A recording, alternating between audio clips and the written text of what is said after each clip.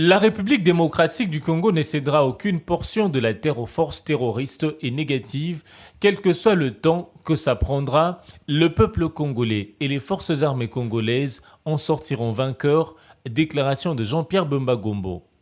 Le vice-premier ministre de la Défense nationale dévoile la position du gouvernement central au sujet de la guerre à l'est du pays. Ce membre du gouvernement de Warrior transmet la reconnaissance du gouvernement envers l'Union européenne à travers le lancement du projet Unis pour la paix et la sécurité financé à la hauteur de plus de 29 millions d'euros. Nul n'ignore que l'Union européenne est toujours aux côtés du peuple congolais depuis plusieurs années dans différents domaines, et particulièrement dans celui de la défense. Elle est intervenue pour la première fois en 2003 dans le cadre de l'opération Artemis, lors du conflit interethnique qui sévissait en Ituri.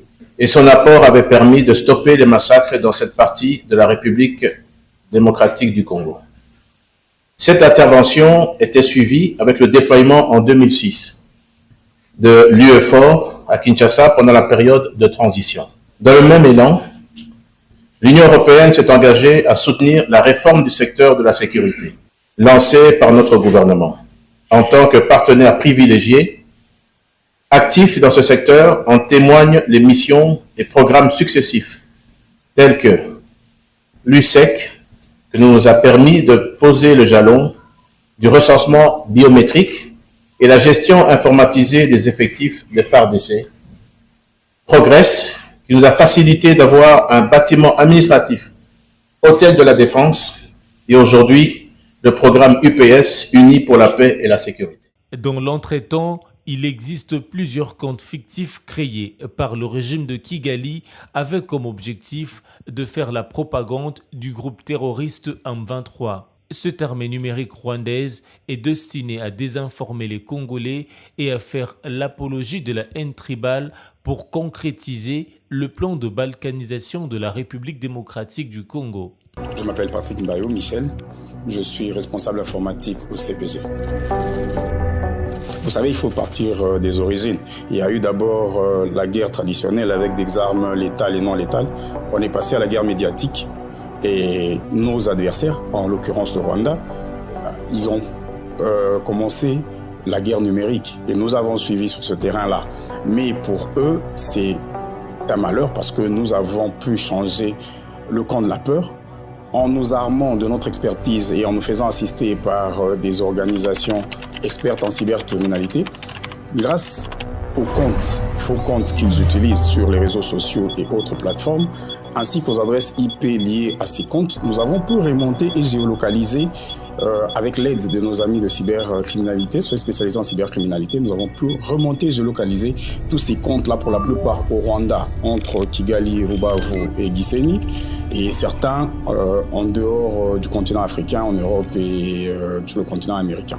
Et ainsi, vous verrez sur les listes que le CPG a disponibilisées des faux comptes rwandais de cette armée numérique rwandaise, il y a des comptes avec des pseudos congolais et qui sont pourtant des comptes géolocalisés au Rwanda qui, la seule fois ils ont été géolocalisés en RDC, c'était dans les zones sous contrôle du M23. Ainsi, il y a des comptes au nom de Mukendi, de Mafuta, avec le seul but de désinformer la population congolaise parce qu'un Congolais est enclin à faire confiance à un nom qu'il connaît, tel que Mukendi, tel que Mafuta, qu'à un Rugiza ou Rugengiza qu'il ne connaît pas, qu'il ne maîtrise pas. Et alors, nous propageons les informations de ces faux comptes-là, alors que ce sont des comptes confirmés, localisés au Rwanda et des comptes tenus par des Rwandais. Ce que vous voyez comme femmes, ce sont des photos, des avatars et peut-être des noms qui y sont liés. C'est une armée, on ne sait pas déterminer le sexe de ceux qui sont derrière, mais forcément, nous pensons, et à juste titre, que ce sont pour la plupart des hommes. Parce que dans la contre-offensive, nous avons pris la peine de remonter au fait les adresses IP qui nous ont été fournies et de le recouper avec d'autres comptes sur d'autres plateformes et nous nous rendons compte que la plupart de ces comptes sont tenus par des hommes et des hommes rwandais. En fait, l'objectif principal est d'abord la désinformation des Congolais parce que nous sommes sur les réseaux sociaux congolais, faisant confiance aux informations que nous croyons crédibles, publiées par nos frères congolais. Le premier objectif, c'est de nous désinformer. Et le deuxième objectif, au fait, c'est de faire l'apologie du régime de Kagame, montrer que ce régime-là est un régime sacro-saint qui se victimise à tout moment.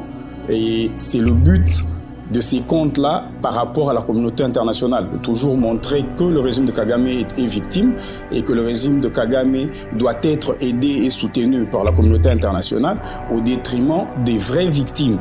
Donc le régime de Kagame, par ses faux comptes, est en train de faire l'apologie de sa violence, de sa force génocidaire qu'il a exportée vers la RDC.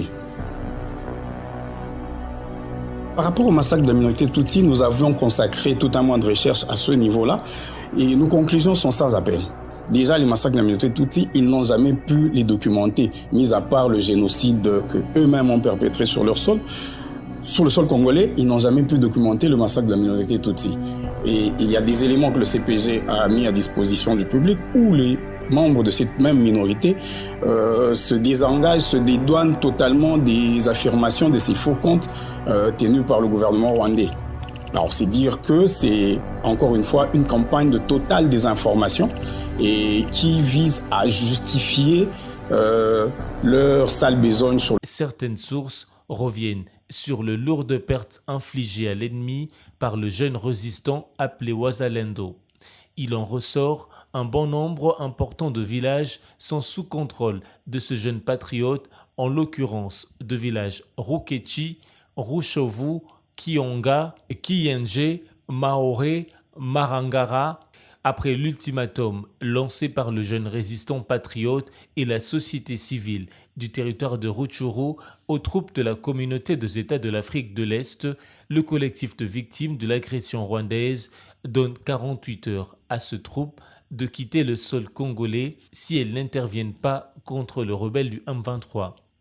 Ce collectif promet d'utiliser des prérogatives constitutionnelles reconnues à tout le Congolais de recourir à la rue pour obtenir le retrait de troupes de l'EAC de gré ou de force. Retenons que ce vendredi, dans l'avant-midi, de sources dignes de foi signalent un calme précaire observé sur toutes les lignes de front. Ces sources locales signalent cependant la présence de armes lourdes installées autour de la cité transfrontalière de Bunagana.